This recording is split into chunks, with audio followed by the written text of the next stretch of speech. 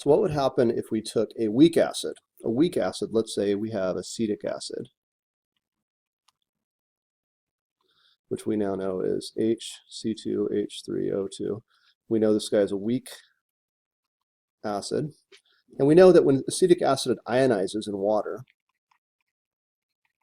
we can write the ionization equation, hydrogen ion plus the acetate ion. We know from our last chapter that we can do some calculations, which we're going to review here in a moment, to calculate the pH if we know the initial concentration, or we know that if we have the pH and the initial concentration, we can calculate the Ka value. And we also know the Ka value is very small, which was what makes this guy a weak acid. But let's say we then take a solution of acetic acid and we place some sodium acetate into the solution. Okay, so we have a weak acid solution already made up, and we're going to add to it some sodium acetate. Now we know that the sodium acetate is going to ionize into the sodium ion plus the acetate ion. And so what will this do to our original equation? This is our original equation here. What will it do when we add some acetate ion to this equation? Now the sodium ion is not going to really affect anything with respect to pH, and this is all about pH still.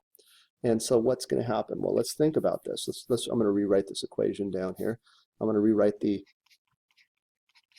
acetic acid equilibrium dissociation.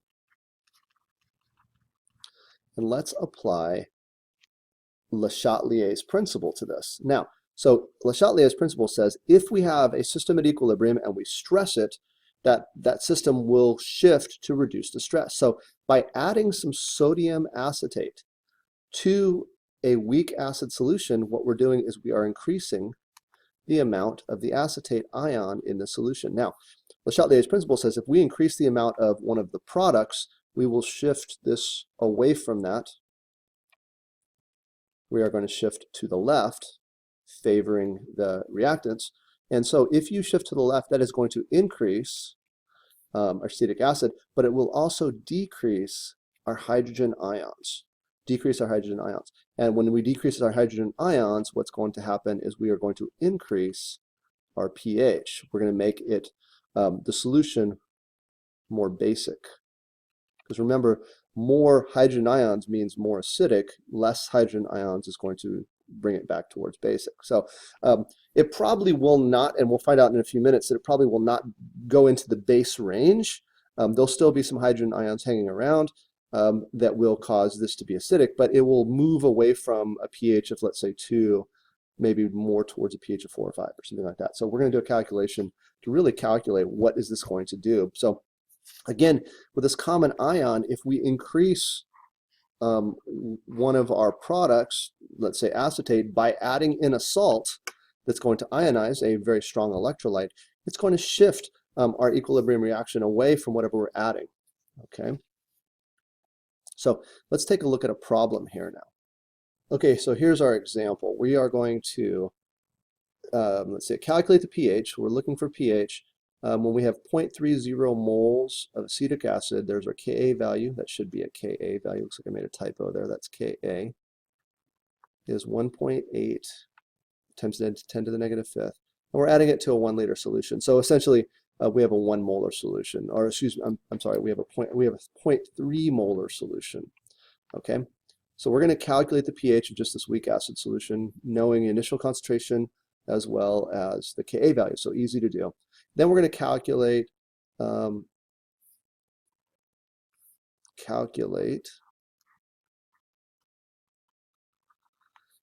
pH after we add a little bit of acetic acid. So we predicted in our last example that the pH would go up, but we're going to find out how much it goes up by. So we're going to actually do 2 ice tables to calculate this out. So let's take our first one. Let's do our before. This is just our weak acid solution, our acetic acid solution, before any sodium acetate is added. And so there's our dissociation equation. We'll ice table this guy, initial change in equilibrium. So we're starting out with a 0.3 molar solution, and none of these guys. Over here, we're obviously being shifting to the right, so we're going to have plus x plus x, minus x. So this is going to be 0.3 minus x, x, and x. So this should not be anything new to you. We've talked about this in the last chapter. So it's just a weak acid solution. So we're going to set our Ka value equal to 1.8 times 10 to the negative fifth for acetic acid, equal to x squared over 0.3 minus x. And we're going to assume small. So we're going to assume it's less than 5% ionization. We can always double check that at the end. And then we're just going to solve this for x by multiplying. Let's go ahead and get rid of our x because we're assuming it's small. Get rid of that guy. And so we're going to multiply 1.8 times 10 to the negative fifth by 0.3, and then we're going to take the square root of that to get rid of it. And so we're going to get an answer of x is equal to 2.32 times 10 to the negative third. Now, so that's x. That is going to be x right there. Now, the importance of that x right there is I now know hydrogen ion concentration. So if this is equal to my hydrogen ion concentration and molarity, in order to calculate the pH, we just take the negative log of it. So, and I'm going to do that. pH negative log of 2.32 times to the negative third. Our pH is equal to 2.63. So that's what it would be expected from a weak acid, is a pH of about 2.3. Now, what we're going to do now is we're going to go back and we are going to find out what happens when you add 0.3 moles into the solution. We're going to assume the volume does not change, so we don't need to recalculate molarity. So we have 0.3. So here's how we're going to do this ice table. Set the ice table up very similar.